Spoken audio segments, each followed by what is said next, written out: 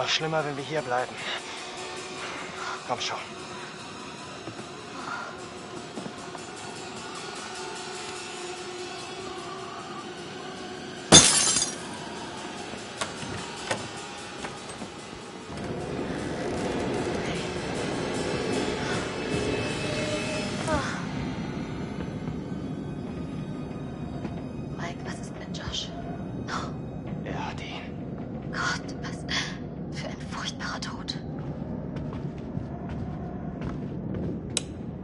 Nicht gut. Was sollen wir jetzt tun? Sehen wir im Keller nach. Vielleicht ist da noch jemand.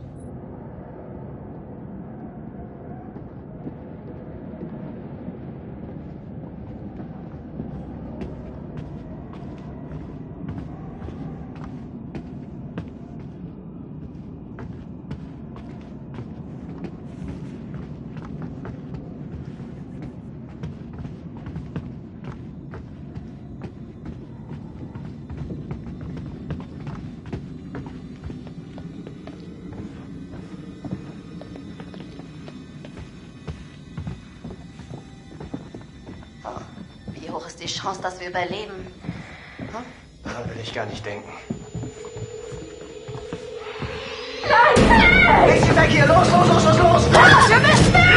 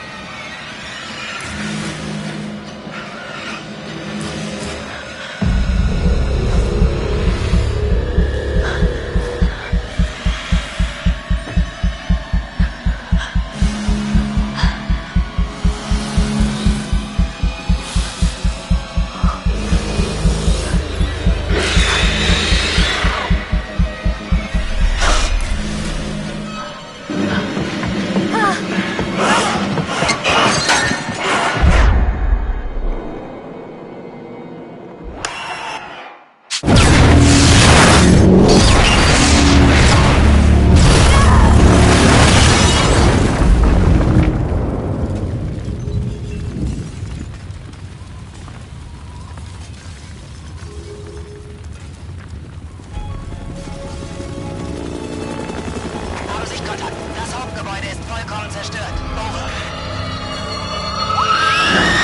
Moment, ich sehe da etwas. Es scheint Überlebende zu geben. Gut, wir gehen runter.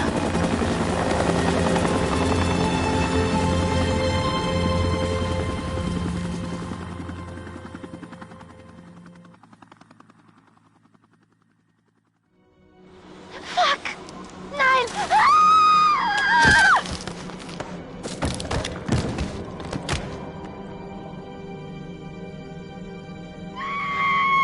Jessica!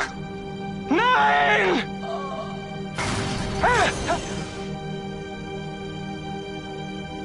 Der alte Mann, ich kann ihn gar nicht beschreiben, ich meine...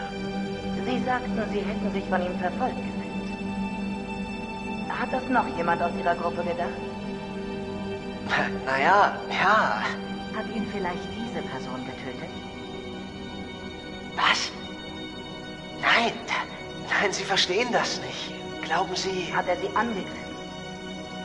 Er hat mich gerettet. Und ich habe ihn sterben sehen. Das war Jessica. Ich weiß nicht wie oder warum sie da unten war, aber ich weiß, ich habe sie gehört. Er hielt sie mir direkt vors Gesicht. Hierhin, direkt vor meine Nase, und er hätte schießen können. Er hat mich fast erschossen, der Penner. Ich meine, da geht man ewig lange mit einem Kerl aus und glaubt, man kennt ihn, aber Mann, der schießt echt den Vogel ab. Ich war genau da. Und ich hätte etwas tun können. Ich wollte ihr ja auch helfen. Ich war nicht gut genug. Er ist voll durchgedreht. Wollte uns was antun. Und ich hielt ihn für den Angreifer von Jazz. Er war doch mein Freund. Nachdem seine Schwestern verschwunden waren, haben wir oft geredet.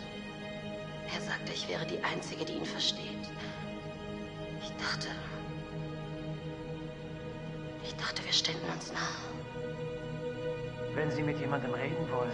Danke, nein. Manchmal nach einem traumatischen Erlebnis. Ich sagte doch nein. Ich habe zugestochen und ich wollte weglaufen, aber ich wusste nicht, ich schwöre, ich wusste nicht. Wussten nicht? Wen haben Sie verletzt? Na, es war der Psychopath und ich wusste nicht, dass es Josh war und er war es aber und ich konnte nicht wissen, dass Josh all die Sägen und die Waffe hatte. Oh mein Gott. Kommt die Dumpfbacke jetzt dran? Verpassen Sie mein Paar für mich? Wie bitte? Dumpfbacke, Mr. Muskelprotz, Matt, der Depp vom Dienst. Gibt's da vielleicht etwas, das wir wissen sollten?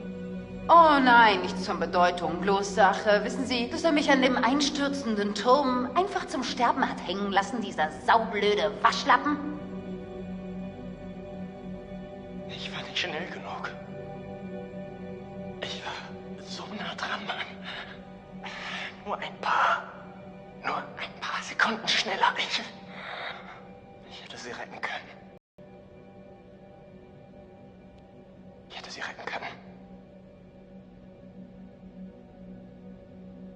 Es ist meine Schuld. Mir ist Jess tot. Sie müssen mir zuhören. Es ist mir egal, ob Sie mir glauben oder nicht. Ganz egal, denn das werden Sie. Sie müssen runter in die Minen. Was ist in den Minen, Sam? Ich habe gesehen, was dort ist. Und ich würde alles geben, es zu vergessen.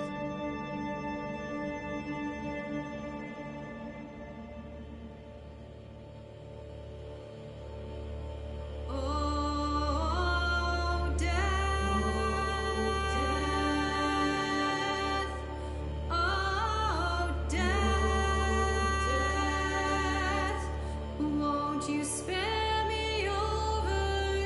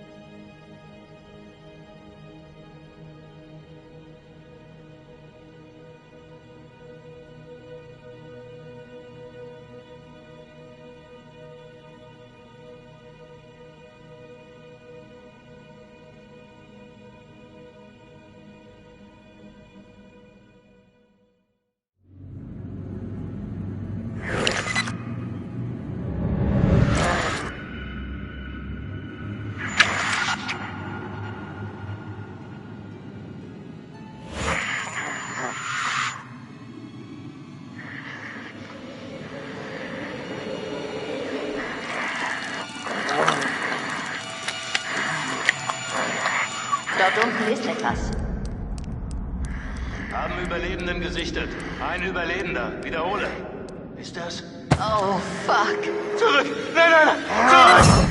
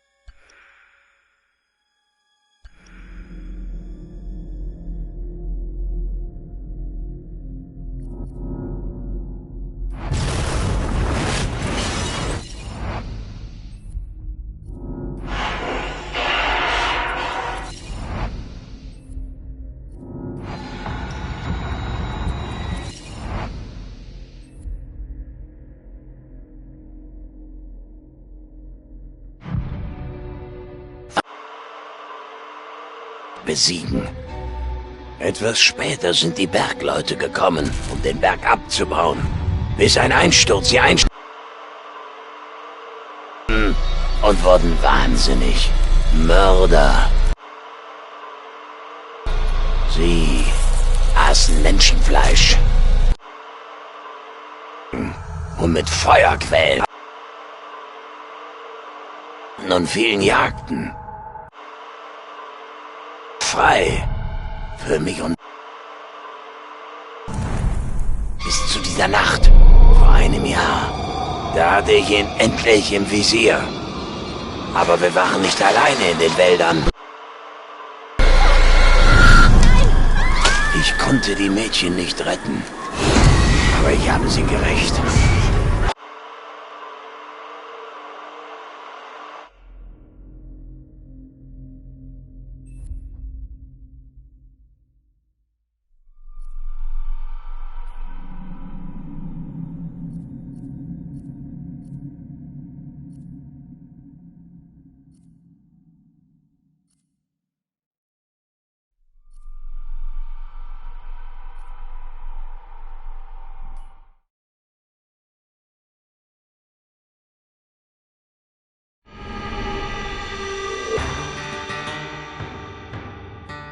America's Northwoods border region.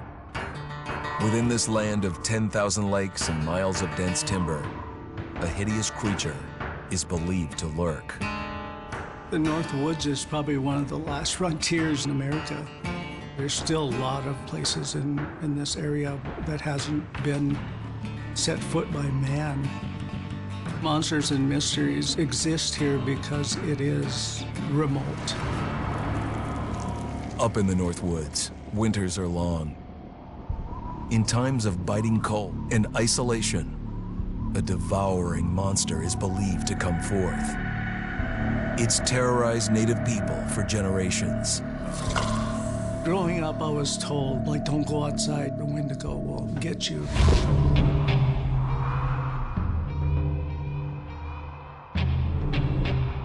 Among the traditions of the northern Algonquin tribes is the Wendigo, a monster that can seize hold of a person to carry out its hunger for human flesh. Many Native Americans fear even talking about this Wendigo, and even the mention of the name will let the Wendigo find out where you are, and it will open you up to be possessed by this Wendigo. The most famous case of a Wendigo possession took place in 1879 in the deep woods outside of Edmonton, Alberta. Swift Runner, a Cree Indian, was a trapper and a guide. He had left town the previous autumn with his wife, 6 children, and his mother. But when Swift Runner returned in spring, he was alone. Swift Runner came into a nearby village telling this heartbreaking tale. I had to watch them starve to death. Of his family being killed by starvation, and that he was the only survivor. My whole family gone. It wasn't hard to understand a family falling victim to a brutal winter. To even not. Yet something was suspicious about Swift Runner.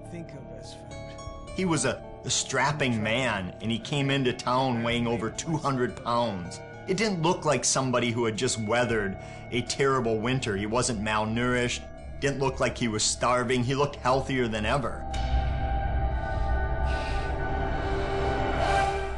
After a few nights, it became clear that something was wrong. He started having night terrors, screaming in his sleep. I am the Wendigo! Villagers alerted the police. Swift Runner actually guided them back to his winter cabin. When they got there, that's when they saw the true horror.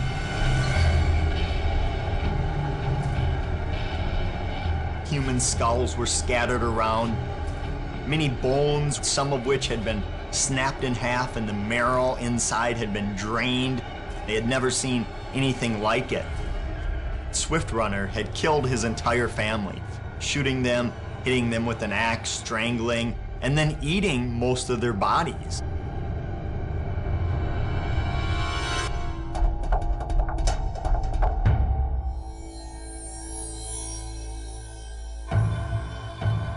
Right up until the moment the noose was on his neck, Swift Runner swore the evil spirit of the Wendigo had possessed him and twisted him into a cannibal killer.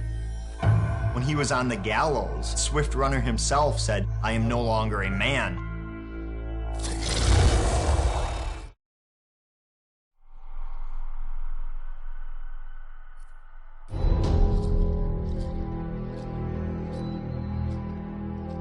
Just move over there. Go on, move.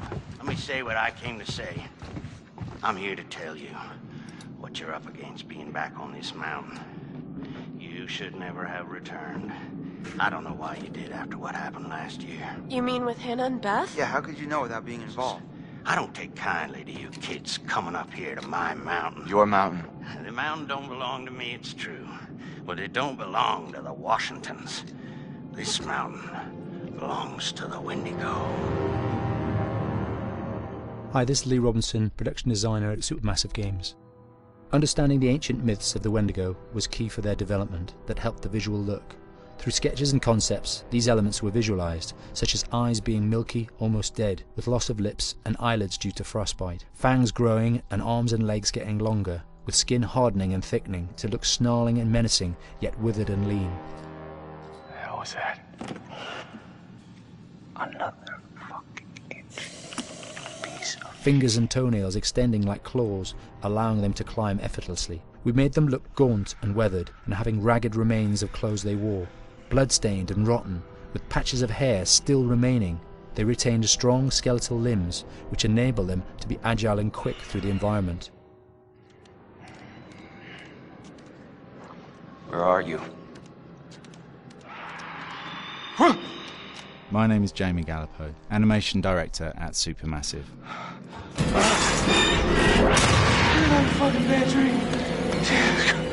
The overall direction on the creature was to be very strong, to be extremely fast. We wanted a spider-like movement to the creature. 1 minute scampering to leaping and then crawling, almost instantaneous.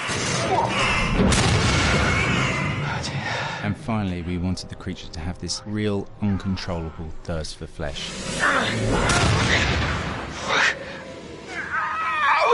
From a sound design perspective, the Wendigo is a real challenge. For the main vocalisations of the Wendigo, we used our own vocalisations, various different animals from the exotic to the farmyard, various plugins and processes to gel these sounds together and keep a human resonance behind that voice, telling the backstory of the Wendigo.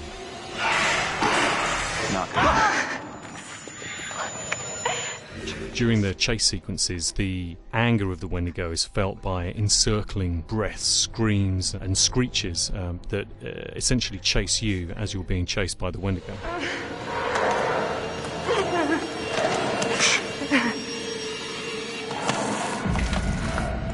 We would layer them up in a multitude of layers, sometimes 15, 20 sounds playing at the same time, to build up the vocalizations for this fearsome creature which is always in attack mode, hyperactive and chasing you throughout the game.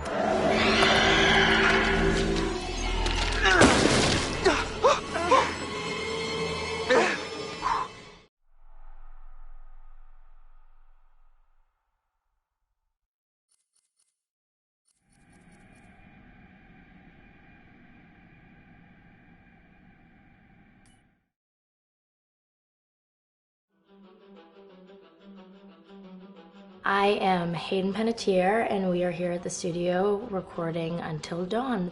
My name is Rami Malek, and I play Josh. My name is Megan Martin. My name is Brett Dalton. My name is Antonella Lentini, and I played Hannah and Beth. My name is Jordan Fisher, and I play the character Matthew. Matt. I play Emily in the game. My name is Noah Fleiss. I am Galadriel Steinman, and I play Ashley. So Until Dawn is the story of 8 teenagers who revisit this cabin in the woods about a year later after a really traumatic experience where I've lost 2 of my sisters, so coming to kind of get some closure in that respect. One of the things that Larry does really well is make these multi-layered characters, and I think for just the story in general, it follows the quintessential horror film plot lines, but the characters are so unique in themselves, and I think that's very cool. Oh, yeah, this was the right thing to do. What? You know, getting everyone together on the anniversary. I mean, Josh seemed really pumped about us all doing something, didn't he? Yeah, no, he definitely did. I haven't seen him so excited about something in forever. Good, good.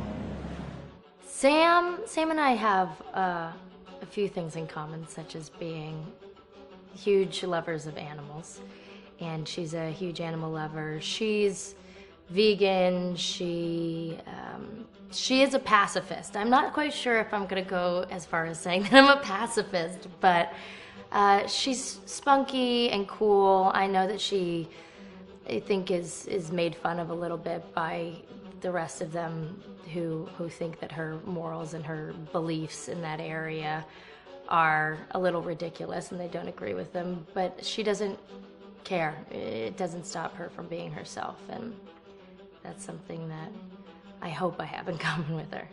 You know, he definitely can be depressed at some times and a bit of a loner, but he takes some solace in one of his sister's friends, Sam, played by Hayden Panettiere, and invites everybody back to the same house the next year to kind of find some closure. Jessica she has a whole lot of personality. She is definitely the sort of mean girl character that, you know, at school she knows she's pretty, she knows that boys like her, and she's going to use it to her advantage. He's got a big heart, and you can tell that that's very evident, especially how he treats his girlfriend, Emily, and, you know, he's kind of a meathead, but in the best way possible. She really knows what she wants, and she manages to get that from whomever it is, whether it be Matt or Mike. You know, she's really driven, and I can definitely relate to that. My character is Chris, and he is what society might consider the nerd of the group, and he kind of embraces it. Ashley she's a little more serious than some of the other girls. She's definitely very intelligent and thoughtful. She kind of looks at the whole big picture of things. She's not quite as geeky as Chris, but they connect in a lot of ways. Mike is like big guy on campus. He's the class president who has some charm and has brain, and I don't know, people seem to like Mike. He gets away with a lot though. He can be kind of jerky. The fact that he really just kind of wants everyone to be happy. I mean, he's a people pleaser, and I can definitely attest to being, you know, that guy. I'm always the friend that wants everybody to be happy and wants everybody to be taken care of, and that's definitely Matt.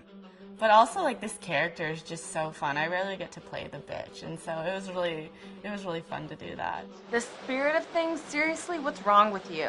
I'm just trying to lighten the mood, Em. Don't be like that. Like what? The way you're being. You always get like this. I just think this is just the coolest thing to be a part of, and I just think it's going to take the world by storm. I really do.